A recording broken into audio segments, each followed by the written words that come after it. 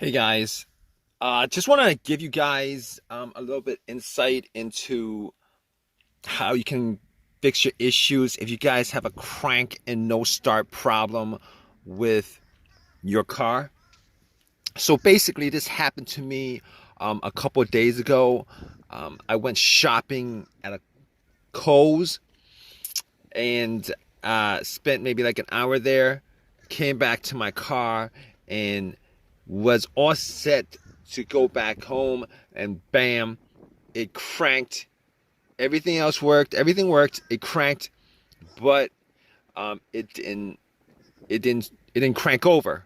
It didn't start, and I must have cranked it about 5 times, and it would crank each and every time, but it would not turn over. It would not start. Now, when that happened, I thought maybe it was maybe a glitch, something that I could resolve. Uh, so what I did was pretty much what, like, probably like what a lot of people did. What I did was I changed the shifter to different gears. Shifted to, I shifted from park to neutral to reverse, and pretty much try to start it that way. Pressed the accelerator a couple of times, try to start it that way, and none of that actually worked. None of that worked. So at that point, I thought it could be the battery, but I did change out the battery um, relatively recently, probably like 6 months ago. It had that issue where there was a no crank, no start issue. So it's like totally different from this issue. But regardless, I turned on the headlights just to see whether it was the battery that was the issue or not. Went out, checked the headlights. The headlights were rather strong.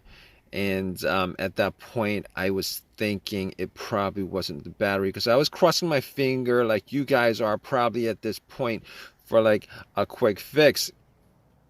So basically, after that, I opened the hood up and looked at the battery compartment, battery area. Now, here's the thing about it.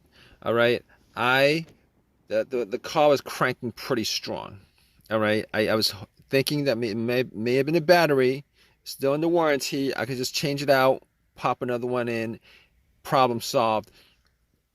But I, you know, I the car was cranking very, very strong. The headlights were very, very bright.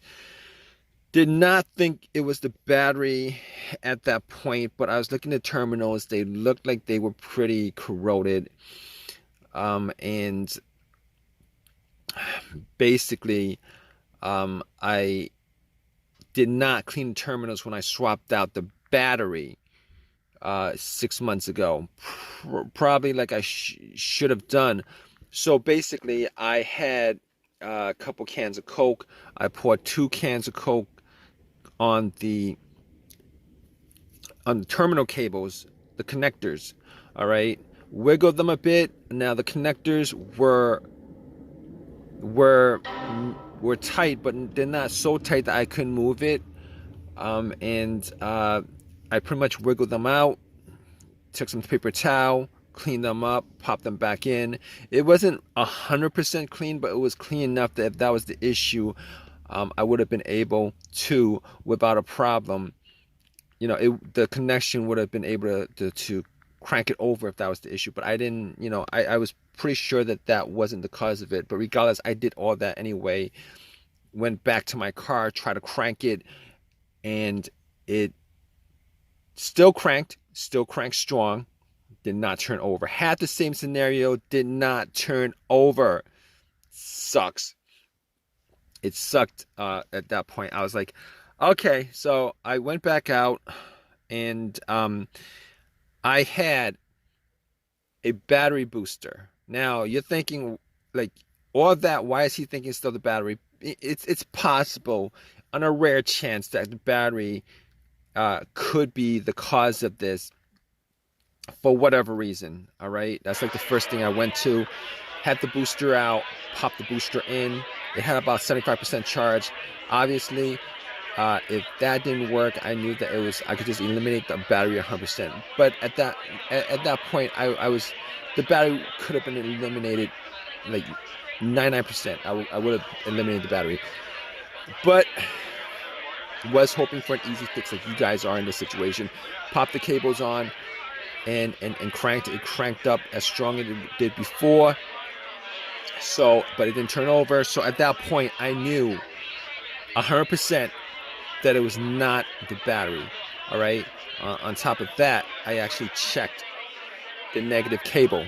I checked the negative cable, and you guys know what the negative cable is. The negative cable is the ground cable, and normally it connects to the frame of the car.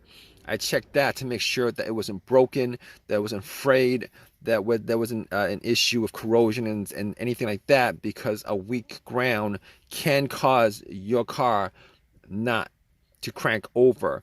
But normally in those kind of situations, it's because the connection is weak, and you would still have a weak crank. Your conductivity would be very weak, and you know, test like the headlight would show you that you would get a dim light instead of a strong light. In this situation, I was getting everything was working fine as it should. The cranks were strong. The headlights were very bright. So at that point, I knew that it was not. The things that I could eliminate at that point were, I could eliminate 100% the battery. I could eliminate 100% the ground cable. I could eliminate 100% the alternator, even though in situations like this, the alternator would not normally be one of those things that would be on my elimination list. All right. Normally, if the alternator was the issue, the car would have died out with the engine running, or would have died out with the engine with the car on the road while driving. That's 100% of the time. Well, not 100% of the time, but normally that would be the case. Or there would be a no start situation because it was running on the battery and the battery just died out. But the test for the alternator was, if you put like an outside power source, like a booster or cables on to the car, and if the alternator was the issue, you'd be able to turn it over, and then when you take the cables off, the alternator would die out. So I could eliminate the alternator 100%. So basically, I can eliminate all those things out of the way. All right. So still had that same situation. And then it pops up in my head that it occurred to me that there could be a bunch of other things that could be causing it. Manifold sensor, throttle position sensor, camshaft position sensor, crankshaft position sensor, a whole variety of things that could possibly be causing the crank but no start issue. Okay, it's a crank but no start, because I was getting a crank on the car each and every time, and I must have tried that at least 15 times to crank it up. It would crank very strong each and every time. All right, but here's the thing. Here's how I eliminated all those things, and you could do that too in this situation. All right. I noticed that there was not a check engine light. There was no check engine light on the dash at all. There was no check engine light on the dash at all. So immediately, I was able to eliminate the manifold sensor, the throttle position sensor, the crankshaft position sensor, the camshaft position sensor, and anything else that has a sensor connected to it that could generate a code in the car's computer. But I also had an OBD2 reader, and just to make sure that that was the case, that it wasn't any of those things that was causing it, I actually plugged it in. Now, there's also one other reason why I did plug in the OBD2 reader, and the other reason is sometimes if the computer is not reading the car, it's not connected to the car itself or the components of the car, it could cause a crank but no start situation. All right, and you could test that out with an OBD2, a cheap OBD2 that you could get from Walmart for 20 bucks. If you plug it in, and somewhere, sometime when it's when it's reading the codes, it doesn't analyze it all the way. It stalls on when it's reading.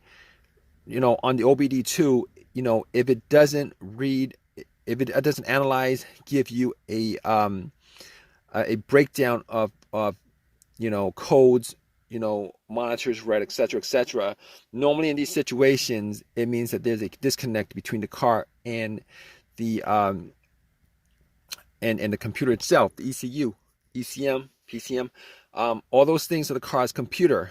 Now, I plugged it in, it scanned it all the way through 100%, gave me a whole readout of everything. Obviously, as I thought, there were no codes, all the monitors were good.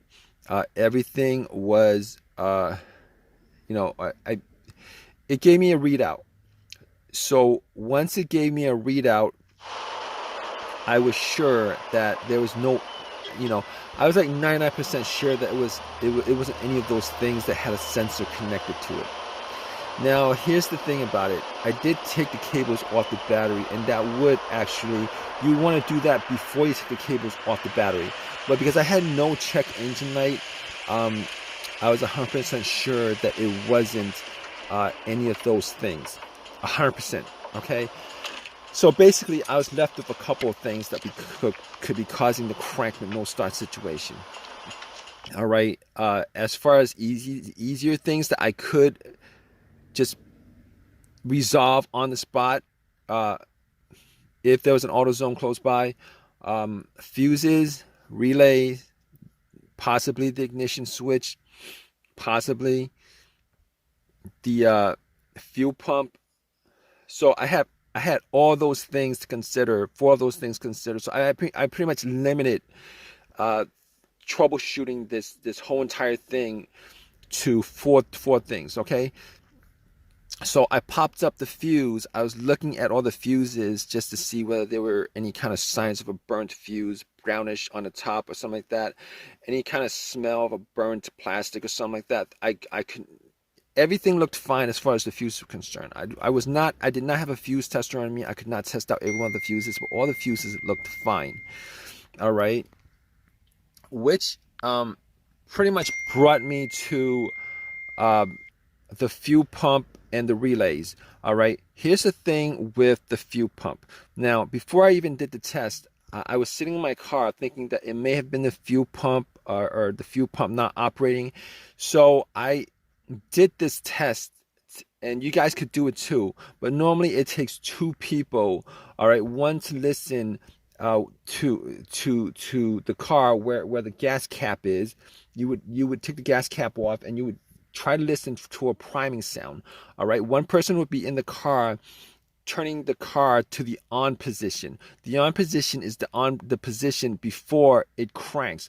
Normally you don't want to crank it, because what happens is if you crank it, it's that noise, the cranking noise, is going to drown out the noise from the whizzing of the priming of the fuel pump.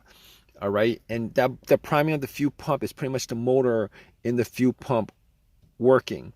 All right, now there was nobody else with me, so I was sitting in my car, turned everything off, rolled up all the windows, and I put the car into the on position, and I did it a couple of times. Turn it off, push it to the on position, turn it to the on position, turn it off, turn it to the on position. Was not able to hear, to make out a sound inside the car. All right, whether the pump was priming or not, it was not able to hear a whizzing sound, a motorized sound, either way. So, after that, I looked at the fuses and looked at the relays. Especially for the fuel pump. And I thought it could have been the fuel filter, but normally with the fuel filter, you could at least get the car to start, to turn over, and then it would die out because it was if the fuel filter was blocked or something like that. Okay, so I did not think in that situation it was the fuel filter, because I cranked it at least 15 times. It never actually turned over at least once. So basically, I found the relay to the fuel pump, and I was able to swap out for a similar relay. All right, and once I swapped it out, was able to turn it, got into my car, and then cranked it. And guess what, guys? Boom! It turned on, turned over, car was running, turned off, did it again, it was running. So at that point, I knew for 100% that it was the fuel pump. All right, I forget what component of the car I swapped it out with, as far as the malfunctioning fuel pump was concerned. But I was thinking about driving the car to an AutoZone, but there was an AutoZone pretty close by. Went to the AutoZone, got the fuse pump relay, got another relay for it, swapped it, put everything back together, and all set. Everything was good, simple fix, and haven't had an issue since. That was a couple of days ago. Turn on, turn off, turn on. Everything works the way it's supposed to. So it was the fuel pump relay that was the problem. All right. So if you guys are in this situation, hopefully your fix was as simple as the fix that I had on the car. And if it's not, hope that it's something a little bit more, not something that's like the fuel pump itself.